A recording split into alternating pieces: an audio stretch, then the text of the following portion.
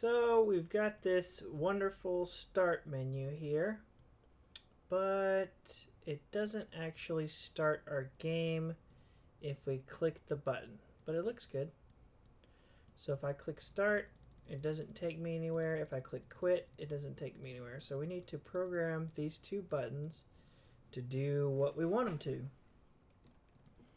So first things first, let's go over here to the left hand side, click on the start button, and you're going to treat this just like you would any other node that you wanted to connect to something. But first, in order to connect it to something, you need a script.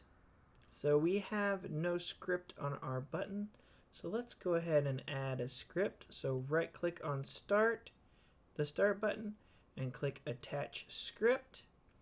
Now you're going to want to put this script in the correct place.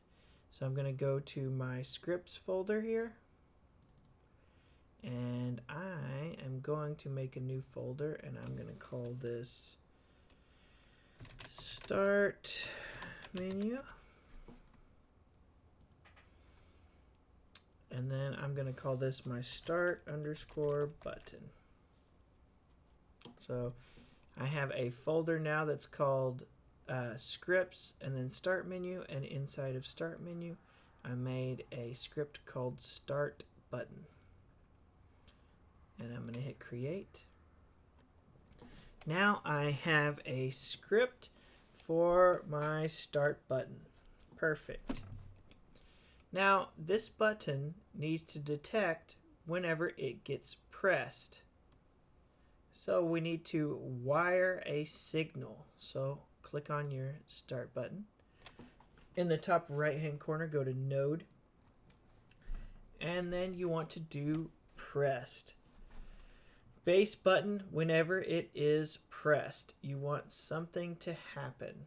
So I'm going to click connect, and I want to connect it to the start button. And it says on start pressed. And now I have a new function here, and it says whenever I press the start button, I want to do something. So when I click the button, I want something to happen. So let's make something happen. Let's make the game start playing whenever we do that. So we're going to say get _ tree.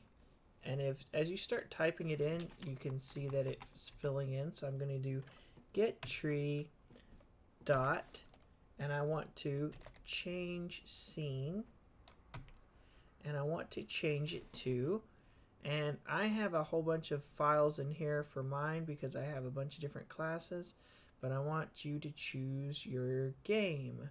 So mine is going to be, let's see, it's not start menu. I think it's right there, world scene.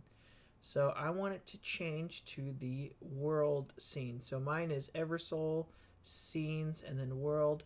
Yours should probably just be scenes, world. So I'm going to change it to that location right there. And then I want to save this. I'm going to do Control S. That should save. And let's run this scene and see what happens. So there is my beautiful start menu, and if I click start, it takes me to my game, and now I am playing my game after clicking the start button. Awesome. Now I want to make it where the quit button actually makes the game stop, because right now if I click quit, it doesn't do anything. So we're going to repeat the same process here. So click on the quit button on the left hand side, and you need to add a script. Oops, I need to add a script to it, so I'm going to hit this attach script button. I also want to put this in the same folder, so I'm going to go to my scripts folder. I'm going to go to start menu, and this is going to be my quit _ button. So that's my quit button.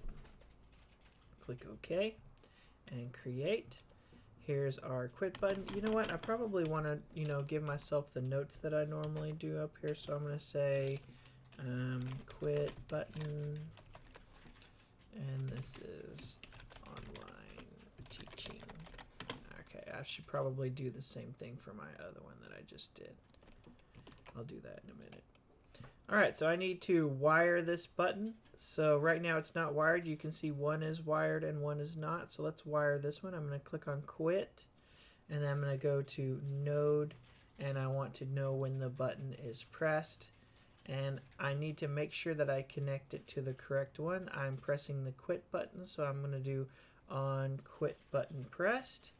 And now you can see I have a new function here, and this is going to tell us when we quit the game. So all we need to do is do get underscore tree again dot quit, and that will cause the game to quit. It will close it and it will be done.